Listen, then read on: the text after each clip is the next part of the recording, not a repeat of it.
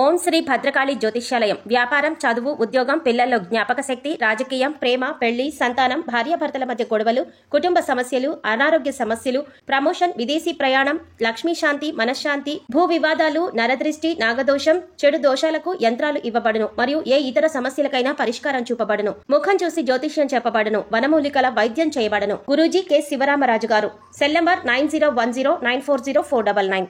ఓం శ్రీమాత్రే నమః. ఛానల్లోకి స్వాగతం అండి. ఈ వీడియోలో మనం స్కంద పంచమి, షష్ఠి తిథులు ఎప్పుడు వచ్చాయి, స్కంద పంచమి లేదా షష్ఠి రోజుల్లో సుబ్రహ్మణ్యేశ్వర స్వామి వారిని ఏ విధంగా పూజించాలి, అలాగే ఈ విశేషమైన తిథుల్లో మీనరాశి వారు స్నానం చేసే నీటిలో ఏది వేసుకొని స్నానం చేస్తే దరిద్ర బాధలు, గ్రహదోషాలు తొలగిపోయి అఖండ రాజయోగం కలుగుతుంది అనే అంశాలను ఈ వీడియోలో మనం వివరంగా తెలుసుకుందాం.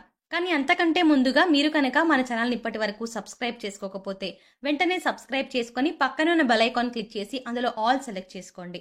మేము ఇలాంటి వీడియోస్ అప్లోడ్ చేయగానే ముందుగా మీకు నోటిఫికేషన్ వస్తుంది. ఇక వివరాల్లోకి వెళ్తే, శివుని రెండవ కుమారుడైన సుబ్రహ్మణ్యేశ్వర స్వామియే కుమారస్వామి. కార్తికేయుడు, స్కందుడు, షణ్ముఖుడు, మురుగన్, గుహుడు అనే మొదలగు పేర్లతో పిలువబడుతున్నారు. ఇక మార్గశిర శుద్ధ షష్ఠిని సుబ్రహ్మణ్య షష్ఠి అని అంటారు. దీనిని చంపా షష్ఠి, ప్రవార షష్ఠి, సుబ్బరాయుడు షష్ఠి, తమిళలో దీనిని స్కంద షష్ఠి అని అంటారు. దేవేంద్రుడు మార్గశిర శుద్ధ షష్ఠి నాడు దేవసేనతో సుబ్రహ్మణ్య స్వామి వారికి అత్యంత వైభవంగా వివాహం జరిపించిన రోజునే శ్రీ సుబ్రహ్మణ్య షష్ఠిగా వ్యవహరిస్తారు.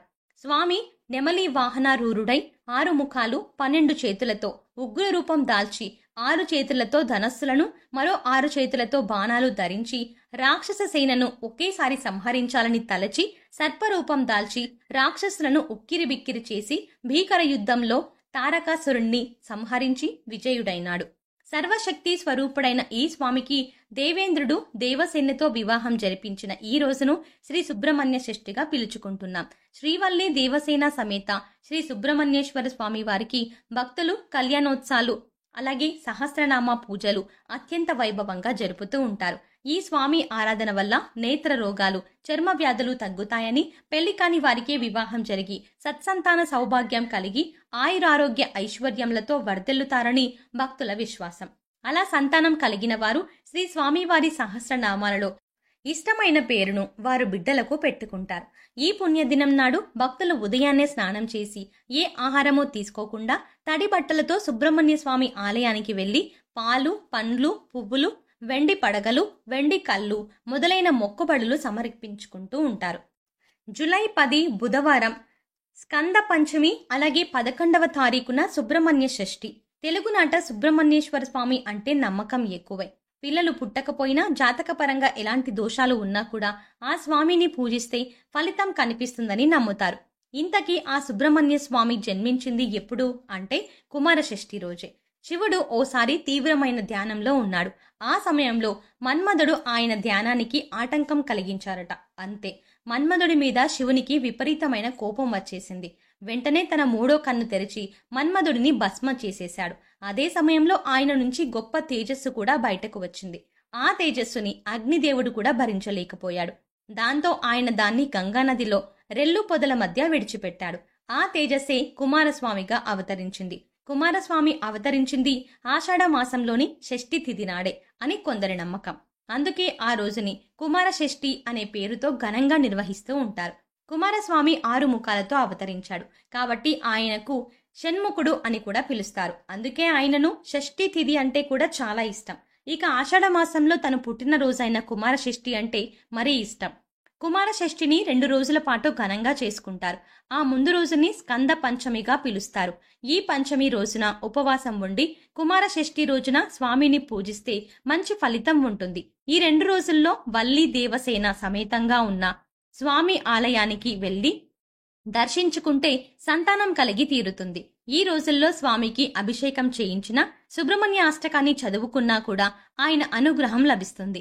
వీలైతే మనకి దగ్గరలో ఉన్న నాగరాళ్ళు లేదా పుట్ట దగ్గర చిమ్మిలి ప్రసాదాన్ని ఉంచి పాలు పోసినా మంచిదే.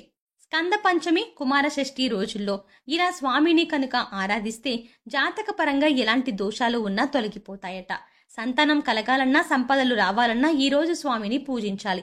కోర్టు లావాదేవీలలో విజయం సాధించాలన్నా, రాబోయే పరీక్షల్లో మంచి మార్కులు రావాలన్నా ఈ స్కంద పంచమి షష్ఠి తిథుల్లో స్వామిని తలుచుకోవాలి.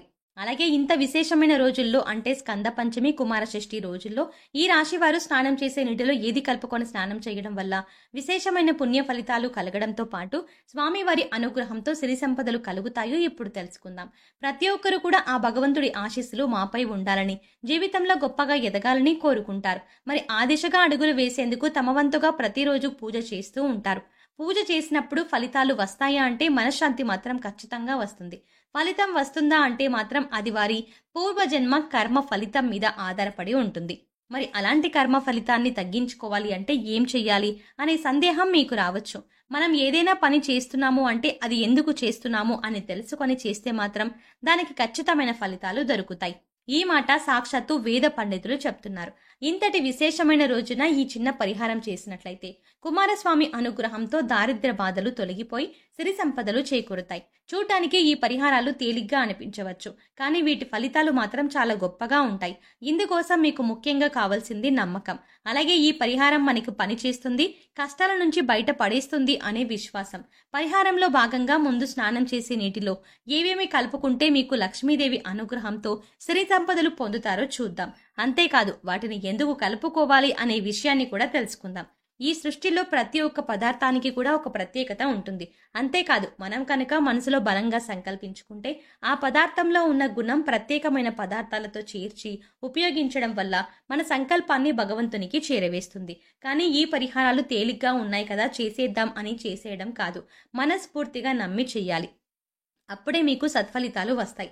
ఇక ఇంతటి విశిష్టమైన రోజున ఈ రాశి వారు ఉదయాన్నే నిద్రలేచి చక్కగా స్నానం చేయండి. అలాగే స్నానం చేసే నీటిలో ఒక తమలపాకు, కొద్దిగా రాళ్ల ఉప్పు, అలాగే 2 హారతి కర్పూరం బిళ్ళలను పొడి చేసి వేసుకొని ఇవన్నీ నీళ్ళలో కలుపుకొని స్నానం చేయాలి. ఈ నీళ్లతో పిల్లలు ఇంకా పెద్దవాళ్ళు కూడా స్నానం చేయవచ్చు. తమలపాకులంటే శుభ సూచకం, అలాగే భగవంతుడికి ఎంతో ఇష్టం. అంతేకాకుండా ఈ పదార్థాలు అన్ని కూడా మీలో పాజిటివ్ ఎనర్జీని పెంచుతాయి, మీ చుట్టూ ఉన్న నెగిటివ్ ఎనర్జీని తీసేస్తాయి. ఈ పదార్థాలను నీళ్ళలో కలిపి స్నానం చేయడం వల్ల భగవంతుని అనుగ్రహాన్ని పొందుతారు. బకెట్ నీళ్ళలో ఒక తమలపాకును వేసి అరగంట తర్వాత స్నానం చేస్తే శరీరానికి మరింత స్వచ్ఛత లభిస్తుంది. ఒంట్లో ఉండే నెగిటివ్ ఎనర్జీ అంతా తొలగిపోతుంది. ఇక రెండో పదార్థం మనం నీళ్ళలో కలిపింది రాళ్ల ఉప్పు. ఈ రాళ్ల ఉప్పు నీళ్ళలో కలపడం వల్ల మనలో ఉన్నటువంటి నకారాత్మక శక్తి అనేది తొలగిపోతుంది, అంటే నెగిటివ్ ఎనర్జీ. వాస్తవానికి చెప్పాలంటే మనకు తెలియకుండా మన మీద ఒక రకమైనటువంటి నకారాత్మక శక్తి పనిచేస్తూ ఉంటుంది. ఇక ఇలాంటి నకారాత్మక శక్తి ఉన్నప్పుడు మనం చేసే పనుల్లో ఆటంకాలు రావడం, అలాగే ఆర్థికంగా కుంగిపోవడం ఇలాంటివన్నీ చూస్తూ ఉంటాం. ఇక ఈ నకారాత్మక శక్తి నుంచి బయటపడడానికి చిన్న చిన్న పరిహారాలు చేసుకుంటే సరిపోతుంది. దాన్ని తొలగించుకోవడానికి రాళ్ల ఉప్పు మనకు ఎంతగానో సహాయపడుతుంది. ఇక మూడో పదార్థం మనం నీళ్ళలో కలిపింది కర్పూరం బిళ్ళలు. ఇలా 2 కర్పూరం బిళ్ళలను పొడి చేసి నీళ్ళలో కలపడం వల్ల మనలో దైవభావం పెంపొందుతుంది. దీని నుంచి వచ్చే సువాసన మనలో ఉన్న చెడు ఆలోచనలు తొలగించి ఆధ్యాత్మికం వైపు మనల్ని నడిపిస్తుంది. సో చూసారు కదండి, ఇంతటి విశేషమైన రోజుల్లో అంటే స్కంద పంచమి కుమార షష్ఠి రోజుల్లో ఈ రాశి వారు ఏ చిన్న పరిహారం చేయడం వల్ల వారి జీవితంలో ఉండే కష్ట నష్టాలు అన్నీ తొలగిపోతాయి అనే అంశాలతో పాటుగా స్నానం చేసే నీటిలో ఏది కలుపుకొని స్నానం చేయడం వల్ల నెగిటివ్ ఎనర్జీ తొలగిపోయి ఆర్థికంగా అభివృద్ధి చెందుతారు అనే అంశాలను ఈ వీడియోలో మనం వివరంగా తెలుసుకున్నాం కదా. ఈ వీడియో మీకు నచ్చినట్టయితే ఒక లైక్ చేయండి. అలాగే మీ ఫ్రెండ్స్ అండ్ ఫ్యామిలీ మెంబర్స్లో మీన రాశి వారు ఎవరైనా ఉంటే వారితో ఈ వీడియోని షేర్ చేసుకోవడం మర్చిపోకండి. అంతకంటే ముందుగా మీరు ఇప్పటి వరకు మన ఛానల్ని ఇంకా సబ్స్క్రైబ్ చేసుకోకపోతే వెంటనే సబ్స్క్రైబ్ చేసుకోండి. అలాగే పక్కన వచ్చిన బెల్ ఐకాన్ నొక్కి ఆల్ సెలెక్ట్ చేసుకుంటే మేము ఇలాంటి వీడియోస్ అప్లోడ్ చేయగానే ముందుగా మీకు నోటిఫికేషన్ వస్తుంది.